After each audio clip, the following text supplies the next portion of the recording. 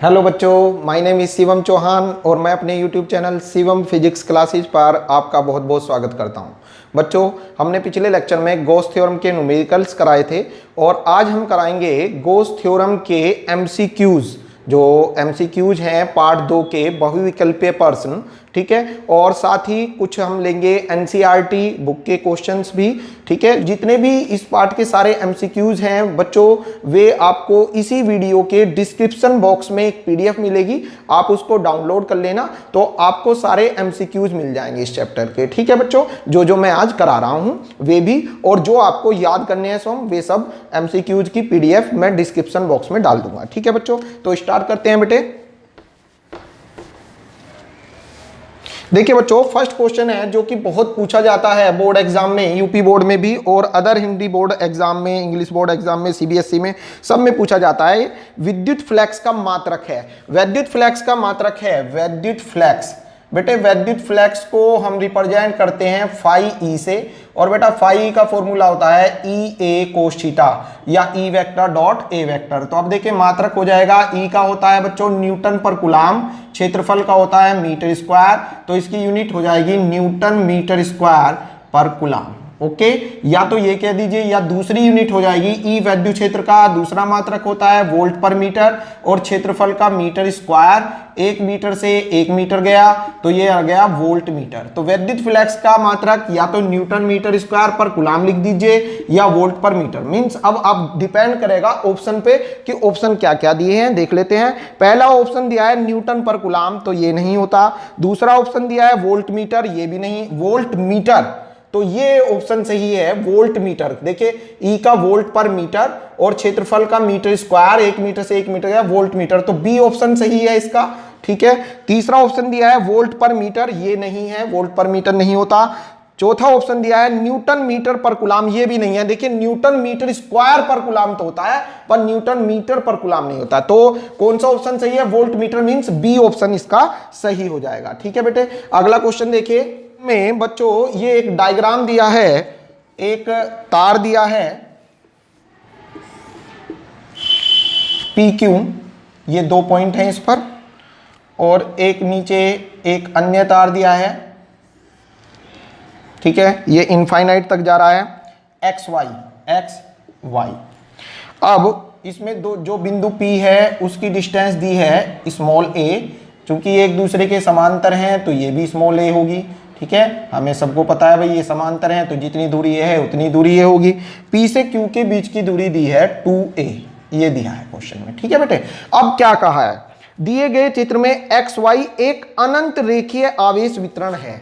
तो देखिए अनंत रेखीय आवेश वितरण का मीन्स होता है कि इस पर आवेश एक समान रूप से वितरित है, ठीक है। Means plus Q plus Q plus Q plus Q plus Q charge इस पर समान रूप से वितरित है, ठीक है। आगे का है बिंदु P तथा Q चित्र में दिखाए गए हैं, ठीक है। P और Q चित्र में दिखाए गए हैं। बिंदु P और Q पर वैद्युत क्षेत्र की तीव्रताओं का अनुपात, यहां पर और यहां पर वैद्युत क्षेत्र की तीव्रताओं का अनुपात पूछा है। तो आप देखिए ये 2a जो है ये आपको कंफ्यूज करने के लिए दिया है, क्योंकि हमें जो वैद्युत क्षेत्र निकालना है P पर वो भी इस वायर के कारण निकालना है, Q पर वो इस वायर के कारण, तो दोनों पर वैद्युत क्षेत्र इस वायर के कारण निकालना है, और इस वायर पर जो आवेश है वो समान रूप से वितरित है। तो वैद्युत क्षेत्र जितना यहां होगा उतना ही वैद्युत क्षेत्र यहां होगा। कितना होगा? अगर सपोज कीजिए यहां पर स्मॉल क्यू आवेश वितरित है पूरे तार पर, तो P पर जो आवेश होगा इज इक्वल टू होगा 1/4 pi epsilon naught Q upon R square, R के रिप्लेस ए स्क्वायर, ठीक है। ये ई पी हो जाएगा, सिमिलरली ई क्यू भी यही हो जाएगा 1/4 pi epsilon naught Q upon ए स्क्वायर। अब इनका रेशियो पूछा है बच्चों, तो इनको डिवाइड करो तो E P upon E Q is equal to ये पूरा कट जाएगा, मीन्स 1/1 मीन्स 1:1, 1:1 इसका सही आंसर हो जाएगा। मीन्स इसका भी ए पार्ट सही है, ठीक है बेटे। अगला देखिएगा क्वेश्चन 3 में आपसे कहा है एल भुजा के घन के केंद्र पर, एल भुजा का एक घन है उसके केंद्र पर स्मॉल क्यू कैपिटल क्यू आवेश रखा है। देखिए एक घन मान लीजिए, घन आपको पता है घन होता है क्यूब जिसमें 6 फलक होते हैं, वो घन कहलाता है। ये देखिए ये हम एक घन बना रहे हैं, ये एक घन है। आप देख रहे हैं इसके 3 फलक आपको चमक रहे हैं, 3 इसके पीछे हैं घन, ठीक है। इस घन के केंद्र पर +q आवेश रखा है। ओके, अब आगे कहा है बच्चों घन के एक तल से निर्गत वैद्युत फ्लक्स। तो ऐसा न्यूमेरिकल भी कराया है मैंने। अगर कुल वैद्युत फ्लक्स पूछता है, कुल वैद्युत फ्लक्स, तो बच्चों घन से निर्गत कुल वैद्युत फ्लक्स होता है phi = Q/ε0। ओके, अगर एक फलक का पूछता है, एक फलक का वैद्युत फ्लक्स, तो एक फलक का निकालने के लिए, एक फलक का वैद्युत फ्लक्स, तो इसके लिए हम क्या करते हैं, न्यूमेरिकल में बताया था घन में 6 फलक होते हैं, तो 6 से डिवाइड कर दो, मींस वैद्युत फ्लक्स हो जाएगा एक फलक का Q/6ε0। 6 से डिवाइड कर दिया तो Q/6ε0 एक फलक का वैद्युत फ्लक्स होगा। ठीक है बेटा, समझ में आया। अगला क्वेश्चन है क्वेश्चन नंबर 4, ये भी यहीं पर ध्यान दीजिए। क्वेश्चन 4 में कहा है बच्चों, एक बंद पृष्ठ के भीतर n वैद्युत द्विध्रुव हैं। सपोज कीजिए ये कोई पृष्ठ है, इसके भीतर बहुत सारे द्विध्रुव हैं, ये डाइपोल्स हैं। तो देखिए ये ऐसे डाइपोल जो हैं वितरित हैं, अलग अलग डायरेक्शन में वितरित हैं। बिंदु ये कहा है बच्चों, एक बंद पृष्ठ के भीतर n वैद्युत द्विध्रुव हैं, बंद पृष्ठ से निर्गत कुल वैद्युत फ्लक्स होगा। तो देखिए जो वैद्युत फ्लक्स होता है वो डिपेंड करता है बंद पृष्ठ के भीतर कुल आवेश कितना है। तो अब आप आवेश देखिए, इसमें बंद पृष्ठ के भीतर जब नेट आवेश आप निकालोगे तो वो आएगा 0। ऐसा क्यों? क्योंकि जो द्विध्रुव होता है उसमें एक और होता है +q -q, तो नेट चार्ज इसका कितना हो गया 0। सिमिलरली इसका +q -q, तो इसका नेट चार्ज कितना हो गया 0। नेट मींस जोड़ो और जोड़ के आधे करो, तो जब जोड़ोगे तो +q और -q ये खत्म हो जाएंगे, मींस नेट चार्ज 0, इसका भी 0, इसका भी 0। तो कितने भी द्विध्रुव रख लोगे लेकिन नेट चार्ज इसका अंदर चार्ज कितना हो जाएगा 0। और जो विद्युत फ्लक्स होता है गोस प्रमेय के अनुसार विद्युत फ्लक्स डिपेंड करता है बंद पृष्ठ के आवेश पर, और इसके अंदर आवेश कितना है 0 है, तो वैद्युत फ्लक्स भी कितना होगा 0 होगा। बहुत इंपॉर्टेंट क्वेश्चन है कॉम्पिटिटिव एग्जाम के लिए। ओके, आगे देखिए बच्चों क्वेश्चन नंबर 5। क्वेश्चन 5 पर ध्यान दीजिएगा। क्वेश्चन 5 में कहा है r मीटर त्रिज्या के खोखले गोले के केंद्र पर q आवेश रखा है। ठीक है, रखा है, ये खोखला गोला है, इसके केंद्र पर q आवेश रखा है। आगे का है, यदि गोले की त्रिज्या 2 गुनी कर दो, त्रिज्या जो है सपोज कीजिए ये r थी, अब इन्होंने त्रिज्या क्या करी भाई 2 गुनी 2r कर दी। ठीक है, मींस r1 तो r है और r2 जो है 2r है, त्रिज्या 2 गुनी कर दी।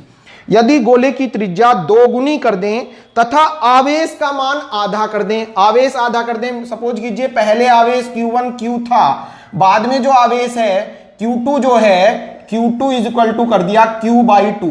ठीक है, q1 कितना था बच्चों, q1 था q और q2 कर दिया q/2। आवेश आधा कर दें तब गोले के पृष्ठ से कितना वैद्युत फ्लक्स गुजरेगा, यहां से कितना वैद्युत फ्लक्स गुजरेगा। ठीक है, त्रिज्या 2 गुनी करने पर, आवेश आधा करने पर विद्युत फ्लक्स कितना गुजरेगा। तो देखिए बेटे, पहले जब आवेश q था, फर्स्ट कंडीशन 1, जब आवेश q था, जब आवेश q है वह त्रिज्या r है, तब वैद्युत फ्लक्स phi e बराबर होगा, विद्युत फ्लक्स जो होता है phi = होता है Q/ε0। ये कहती है गोस की प्रमेय। ठीक है, ये गोस की प्रमेय का सूत्र है कि जो किसी भी बंद पृष्ठ से निर्गत वैद्युत फ्लक्स होता है वो उससे परिबद्ध आवेश का 1/ε0 होता है, 1/ε0 गुना होता है। अब इसमें आप देखिए कहीं पर त्रिज्या आ रही है, तो अर्थात विद्युत फ्लक्स त्रिज्या पर निर्भर नहीं करता। ठीक है, यह केवल पृष्ठ के भीतर जो आवेश है उस पर निर्भर करता है। मींस ये हुआ त्रिज्या चाहे 2 गुनी की बजाय 50 गुनी 1000 गुनी कर दे, पर विद्युत फ्लक्स पर कोई प्रभाव नहीं पड़ेगा। ठीक है बेटे, विद्युत फ्लक्स पर कब प्रभाव पड़ेगा, जब आवेश पर प्रभाव पड़ेगा। तो सेकंड कंडीशन में त्रिज्या 2 गुनी की कोई इससे इफेक्ट नहीं पड़ेगा, लेकिन आवेश आधा किया तो विद्युत फ्लक्स बदल गया। तो कंडीशन 2 में विद्युत फ्लक्स हो जाएगा phi e डैश कह दीजिए = Q/ε0, Q के रिप्लेस Q डैश कर दो या Q2 कह दो। φE2 is equal to Q2 upon epsilon naught और Q2 के रिप्लेस आप रख देंगे Q2 is equal to Q/2 means φE2 is equal to हो जाएगा Q/2 इंटू एप्सिलॉन नॉट। ठीक है बेटे, तो Q/2 इंटू कौन सा ऑप्शन है बच्चों, इसका सी पार्ट सही है बेटा, सी पार्ट इसका सही है। ठीक है बेटे, तो अगला क्वेश्चन देखिए अब, जो क्वेश्चन नंबर 10 जो कि बहुत इंपॉर्टेंट है, मोस्ट इंपॉर्टेंट क्वेश्चन नंबर 10। इसमें कहा है बच्चों R1 व R2 त्रिज्या वाले दो चालक गोले, लीजिए जी, एक चालक गोला दूसरा चालक गोला, इसकी त्रिज्या R1 दूसरे की त्रिज्या R2। ठीक है, R1 व R2 त्रिज्या के दो चालक गोलों पर आवेश का पृष्ठ घनत्व बराबर है। आवेश का पृष्ठ घनत्व जितना इस गोले पर है सिग्मा और उतना ही इस पर है सिग्मा। ठीक है, ये गोला A है, ये गोला B है, sigma A is equal to sigma B is equal to sigma, means गोले A पर आवेश का पृष्ठ घनत्व बराबर गोले B पर आवेश का पृष्ठ घनत्व, दोनों का पृष्ठ घनत्व बराबर है, सिग्मा है। ठीक है बेटे, आगे कहा है दोनों गोलों पर आवेश का पृष्ठ घनत्व बराबर है, पृष्ठों पर वैद्युत क्षेत्र की तीव्रताओं का अनुपात, यहां पर वैद्युत क्षेत्र की तीव्रता निकालनी है। तो बच्चों वैद्युत क्षेत्र की जो तीव्रता होती है, वैद्युत जो गोले के पृष्ठ पर वैद्युत क्षेत्र, गोले के पृष्ठ पर वैद्युत क्षेत्र, इसका फॉर्मूला मैंने प्रूफ कराया था थ्योरी में, E इज इक्वल टू होता है sigma upon epsilon naught, means वैद्युत क्षेत्र जो होता है वो डिपेंड करता है आवेश के पृष्ठ घनत्व पर। ठीक है, वैद्युत क्षेत्र की तीव्रता किसी भी गोले के पृष्ठ पर जब हम निकालेंगे तो वो डिपेंड करेगी उस गोले पर आवेश के पृष्ठ घनत्व पर। और आप देखते हैं आवेश का पृष्ठ घनत्व जितना यहां है इस गोले के पृष्ठ पर उतना ही यहां पर है इस गोले के पृष्ठ पर, मींस आवेश का पृष्ठ घनत्व दोनों गोलों पर बराबर है, सिग्मा है। तो जब आप गोले A पर निकालेंगे, गोले A पर वैद्युत क्षेत्र EA is equal to sigma upon epsilon naught, क्योंकि आवेश का पृष्ठ घनत्व सिग्मा है। ऐसे ही बच्चों गोले B पर निकालिए, गोले B पर निकालोगे तब भी EB is equal to sigma upon epsilon naught. ठीक है बेटे, डिवाइड कर दो, अनुपात पूछा है तो EA upon EB is equal to, इससे ये कैंसिल, तो 1/1 मींस 1:1, अर्थात 1:1 होगा। तो इसका बच्चों डी ऑप्शन सही हो जाएगा। ठीक है बेटे, अगला क्वेश्चन है बच्चों क्वेश्चन नंबर 11, जो कि इंपॉर्टेंट नहीं है, मोस्ट इंपॉर्टेंट है, बहुत खास सवाल है ये, बहुत पूछा जाता है एग्जाम में। क्वेश्चन 11 में कहा है आवेश का एक खोखला गोला विद्युत क्षेत्र उत्पन्न नहीं करता। तो जो खोखला गोला होता है वो विद्युत क्षेत्र गोले के भीतर नहीं करता है। मैंने इसको डेरिवेट कराया था, गोले के भीतर विद्युत क्षेत्र की तीव्रता शून्य होती है। तो कहां पर विद्युत क्षेत्र शून्य होगा, भीतर मतलब गोले के आंतरिक बिंदु पर। तो पहला ही ऑप्शन ए पार्ट इसका सही हो जाएगा। ठीक है बेटे, तो अगला क्वेश्चन है क्वेश्चन नंबर 14, देखिएगा बच्चों। अब क्वेश्चन नंबर 14, इसमें कहा है हाइड्रोजन परमाणु का नाभिक 10⁻⁻15 मीटर त्रिज्या का एक गोला है। R is equal to 10⁻⁻15 metre त्रिज्या का गोला है। कौन? हाइड्रोजन परमाणु। हाइड्रोजन परमाणु, ठीक है बेटे। हाइड्रोजन परमाणु जो है हाइड्रोजन परमाणु का नाभिक 10⁻⁻15 मीटर त्रिज्या का गोला है। नाभिक के पृष्ठ पर वैद्युत क्षेत्र ज्ञात कीजिए। तो वैद्युत क्षेत्र निकालने के लिए बेटे E इज इक्वल टू हो जाएगा 1/4 pi epsilon naught Q upon R square. अब ध्यान दीजिए बच्चों, E इज इक्वल टू इसकी वैल्यू होती है 9 × 10⁻⁹ और Q मीन्स आवेश। देखिए हाइड्रोजन परमाणु के नाभिक में एक प्रोटॉन होता है 1H1। देखिए 1H1, 1H2, 1S3, ये हाइड्रोजन के समस्थानिक होते हैं। ठीक है बच्चों, तो हाइड्रोजन की अगर आप बात करें तो ये हाइड्रोजन परमाणु है, ये इसका नाभिक है। हाइड्रोजन के परमाणु के नाभिक में एक प्रोटॉन होता है 1H1 means Z is equal to P is equal to E। तो Z देखिए बच्चों क्या है, इसका 1 है। Z कितना है इसका 1। परमाणु क्रमांक इसका 1 है। तो किसी तत्व का परमाणु क्रमांक उसमें उपस्थित प्रोटॉनों की संख्या को बताता है। तो Z is equal to 1 means P is equal to भी 1। अर्थात हाइड्रोजन के परमाणु में एक प्रोटॉन होता है और एक प्रोटॉन का आवेश होता है जो इलेक्ट्रॉन का आवेश होता है उसी का पॉजिटिव रूप। तो देखिए इलेक्ट्रॉन का आवेश आपने पढ़ाई है 1.6 गुना 10 की घात माइनस के 19 होता है माइनस में, बट माइनस चिन्ह नहीं लेते हैं हम, ठीक है, न्यूमेरिकल करते हुए, बस प्रकृति बताता है चिन्ह तो। लेकिन प्रोटॉन के आवेश की बात करें तो प्रोटॉन का आवेश होता है plus 1.6 into 10 to the power minus के 19 कूलम। तो क्यू के रिप्लेस रखेंगे आप 1.6 into 10 to the power minus के 19 अपॉन आर। देखिए बच्चों 10 to the power minus 15 metre और इसका क्या हो रहा है स्क्वायर, तो जब आप स्क्वायर करेंगे तो ये हो जाएगा 10 टू दी पावर माइनस के 30 मींस इज इक्वल टू हो जाएगा 16 की 9 में करो 16 निम्मा 144, एक अंक बाद दशमलव 14.4 इंटू इसको बेटा ऊपर ले जाइए 30 ऊपर जाएगा, 30 ऊपर जाकर प्लस 30 और 9 39 हो गए, ठीक है, 39 और माइनस के 19 गए तो 10 की घात ये बचेंगे आपके 20 को आप लिख सकते हैं इज इक्वल टू एक अंक इधर ले आइए 1.44 into 10 to the power 21 newton पर कूलम। ओके, समझ में आया बच्चों? तो ये वैद्युत क्षेत्र आ गया 1.444 गुना 10 की घात 21। देखिए कौन सा है ये 14.4 के रूप में दिया है, तो 14.4 गुना 10 की घात 20 देख लो कौन सा ऑप्शन है, डी। तो बच्चों इसका डी पार्ट सही हो जाएगा, ठीक है, ऑप्शन डी सही है 14.4 गुना 10 की घात 20, ठीक है, या 1.44 गुना 10 की घात 21। तो ये आपके एमसीक्यूज हो गए इस चैप्टर के, और जो बच्चे हैं बच्चों उन्हें भी कर लेना, अगर कोई एमसीक्यूज आप पर ना हो तो वो पूछ लेना। आ चुके हैं अब इसका चैप्टर 2 गोस थ्योरम का आप देखेंगे प्रॉब्लम नंबर 1.15 जो एनसीईआरटी की बुक में दी है 1.15। इसमें कहा है क्वेश्चन, ये आपको यहां पर चमक जाएगा, क्वेश्चन कहा है एक समान वैद्युत क्षेत्र E vector is equal to, वैद्युत क्षेत्र E vector is equal to 3 into 10 to the power 3 into 10 to the power 3 I cap. Newton पर कूलम पर विचार कीजिए, न्यूटन पर कूलम पर विचार कीजिए। देखिए एनसीईआरटी में जो क्वेश्चन होते हैं ऐसे ही होता है विचार कीजिए, तो विचार करो भाई। तो विचार करेंगे तो देखिए आई कैप जो होता है आपने पढ़ा है कि जो लंबवत सदिश होते हैं, लंबकोणीय एकांक सदिश एक्स वाई जेड, और लंबकोणीय एकांक सदिश एक्स पर होता है आई कैप, वाई पर जे और जेड पर के कैप, ऐसे हम मानते हैं इनको, ठीक है, ऐसे डिनोट करते हैं यूनिट वेक्टर को इनको।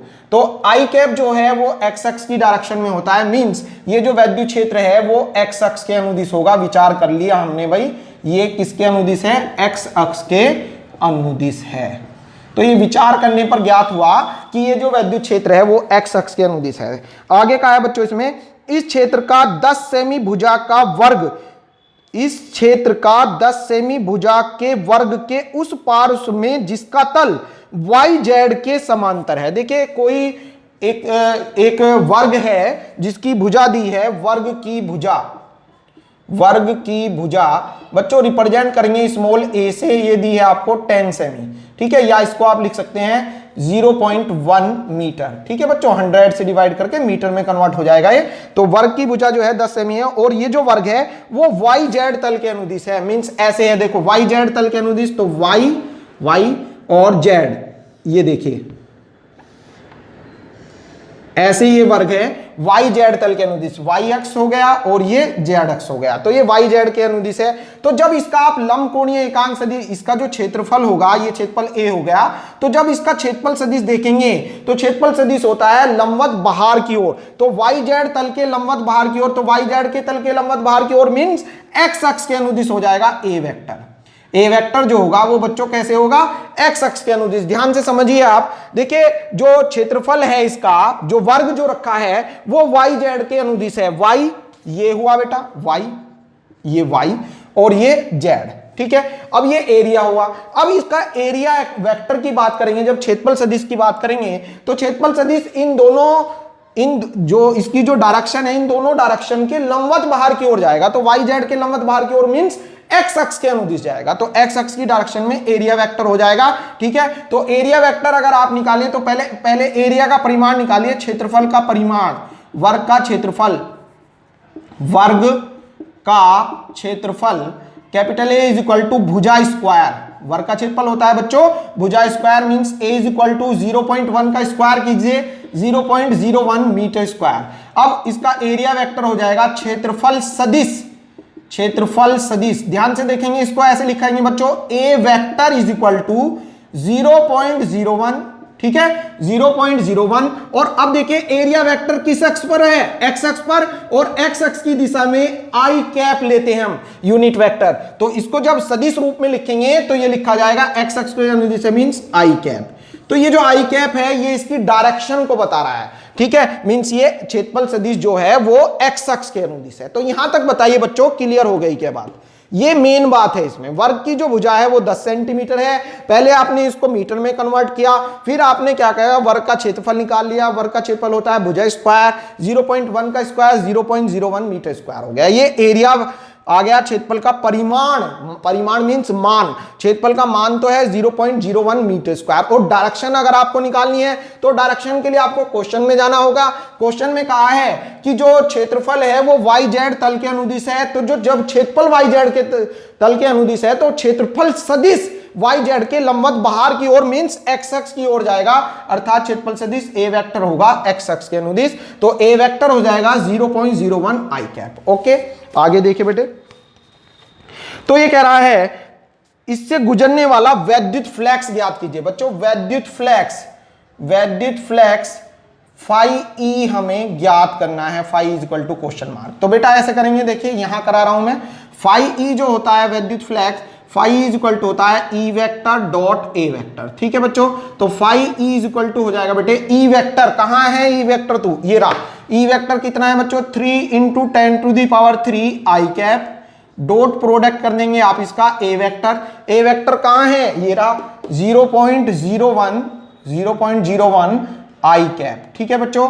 देखिए E vector 3 × 10⁻³ I cap dot A vector 0.01 I cap. तो ये इस टाइप का क्वेश्चन मैंने आपको एक्सरसाइज में भी कराया था। डॉट प्रोडक्ट में क्या होता है, भाई की भाई में मल्टीप्लाई। तो आई डॉट आई क्या हो जाएगा 1, ठीक है, इसकी इसमें कर देंगे तो फाइव इज इक्वल टू हो जाएगा 3 की 0.01 में करेंगे तो 3 1 जा 3, 3 1 जा 3, 0.03, 3 1 जा 3, 0.03 इंटू 10⁻³ और आई डॉट आई हो गया 1, ठीक है। यूनिट होती है न्यूटन मीटर स्क्वायर पर कूलम। या इसको आप लिख सकते हैं बच्चों phi E is equal to, यहां से अगर आप पॉइंट हटाएंगे तो यहां पर 2 जीरो आ जाएंगी। इन 2 जीरो से ये वाली 2 जीरो खत्म हो जाएंगी। यहां पर 10⁻³ है मींस 3 जीरो हैं तो 2 जीरो खत्म हो जाएंगी, 1 जीरो बचेगी। 1 जीरो मींस 10 बचेगा, 10 की 3 में गुणा होगी, 3 की 10 में हुई 30, 3 दाम 30। तो phi is equal to 30 newton metre square पर कूलम। ये वैद्युत फ्लक्स आ गया आपका, ठीक है बच्चों। आगे देखिएगा अब आप सेकंड पार्ट, इसी क्वेश्चन का सेकंड पार्ट। सेकंड पार्ट में इस वर्ग से गुजरने वाला विद्युत फ्लक्स यदि इसके तल का विलंबत एक्स अक्ष से 60 डिग्री का कोण बनाइए। अगर थीटा की वैल्यू 60 डिग्री हो तो वैद्युत फ्लक्स कितना होगा, बिल्कुल निकालेंगे। फाई ई का फॉर्मूला होता है phi is equal to E A cos theta. तो ये हो जाएगा बच्चों phi E is equal to, E की वैल्यू हमें दी है ये रही। अब परिमाण के रूप में लिखेंगे, ठीक है, क्योंकि वेक्टर हट गया है तो ओनली वैल्यू लिखी जाएगी, ठीक है। डायरेक्शन के ये आई जे ये नहीं लिखेंगे। तो ई की वैल्यू क्या लिखी जाएगी 3 × 10⁻³ into area 0.01 into cos theta cos 60।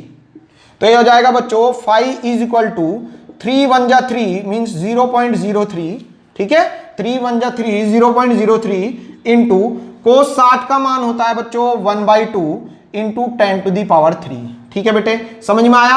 Again 3 1 जा 3 0.03 कोस 60 1/2 10⁻³। अब देखिए 10⁻³ का मीन्स है 1000, 1000 की 3 में गुणा होगी, 1000 की 3 में होगी तो 3000 और 3000 2 अंक बाद 0.30 रह जाएगा। मीन्स ये हो जाएगा फाई इज इक्वल टू, देखिए 1000 ये 10 की घात 3 का मतलब 1000 की 3 में हुई 3000, 2 अंक बाद 0.30 इंटू 1/2, 2 से काटिए बच्चों 15 बार गया तो फाई इज इक्वल टू आ गया बच्चों 15 न्यूटन मीटर स्क्वायर पर कूलम। तो अगर जो है ये 60 डिग्री के कोण पर है तो विद्युत फ्लक्स जो है बच्चों 15 न्यूटन मीटर स्क्वायर पर कूलम होगा। तो ये आपके समझ में आ गया होगा। तो अगला क्वेश्चन जो 1.16 है ये थ्योरेटिकल है। 1.17 ये Gauss theorem phi is equal to Q/ε0 पर होगा, ठीक है। अब इसमें जो अलग टाइप का क्वेश्चन है वो है 1.22 क्वेश्चन नंबर 1.22। ये भी एनसीईआरटी का ही करा रहा हूं मैं, ठीक है, ये थोड़ा डिफरेंट है। 1.22 में आप देखते हैं इसमें कहा है 2.4 मीटर व्यास, 2.4 मीटर व्यास, व्यास जो होता है त्रिज्या का दोगुना 2.4 मीटर, इससे आप त्रिज्या निकाल लीजिए, 2 से डिवाइड करो 1.2 मीटर, ये इसकी त्रिज्या हो गई बच्चों। का एक समान चालक गोले पर पृष्ठ आवेश घनत्व, पृष्ठ आवेश घनत्व जो होता है इसको रिप्रेजेंट करते हैं आप सिग्मा से, पृष्ठ आवेश घनत्व represent by sigma is equal to ये दिया है बच्चों 80 माइक्रोकुलाम पर मीटर स्क्वायर, 80 माइक्रोकुलाम पर मीटर स्क्वायर। गोले पर आवेश ज्ञात कीजिए, नंबर 1 क्यू आवेश पूछा है, ठीक है, गोले पर आवेश। दूसरे पार्ट में गोले के पृष्ठ से निर्गत वैद्युत फ्लक्स, वैद्युत फ्लक्स भी निकालना है बच्चों, वैद्युत फ्लक्स मींस फाई ई। तो देखिए बच्चों कैसे करेंगे आप, पहले आवेश के लिए सिग्मा पृष्ठ घनत्व दिया है, इससे निकल जाएगा, सिग्मा का फॉर्मूला होता है Q अपॉन A, सिग्मा का फॉर्मूला Q अपॉन A, तो ये हो जाएगा बेटा, ध्यान से समझेंगे, Q निकालना है तो Q इज इक्वल टू, ये इधर ले आइए आप, इसको इधर ले आए तो Q is equal to sigma into A, तो ये आ जाएगा बेटा Q is equal to sigma into A means इस गोले का क्षेत्रफल, गोले का क्षेत्रफल होगा 4 pi r square, 4 pi r square, तो ये हो जाएगा बेटा Q is equal to sigma की वैल्यू रखिए, देखिए 80 माइक्रोकुलाम पर मीटर स्क्वायर, यहां पर आइए अब देखिए ये माइक्रोकुलाम, एक माइक्रोकुलाम में होते हैं 10 की घात माइनस 6 कुलाम, तो ये हो जाएंगे बच्चों सिग्मा इज इक्वल टू 80 गुना 10 की घात माइनस 6 कुलाम पर मीटर स्क्वायर, 80 गुना 10 की घात माइनस 6 कुलाम पर मीटर स्क्वायर, यहां पर रख देंगे आप 80 गुना 10 की घात माइनस 6 इंटू 4, पाई की वैल्यू 22/7, आर देखिए त्रिज्या 1.2 और इसका क्या हो रहा है स्क्वायर, 1.2 का स्क्वायर होगा तो ये हो जाएगा 1.44, ठीक है बच्चों। तो Q इज इक्वल टू हो जाएगा, संख्याएं एक साथ कर लेंगे, 8 into 4 into 22 into 1.44 upon 7 into, अब ये देखिए ये जीरो इसमें एडजस्ट कर दो, 10 टू दी पावर -6 और ये जीरो 10 टू दी पावर +1 है तो ये हो जाएगी 10 टू दी पावर -5, ओके।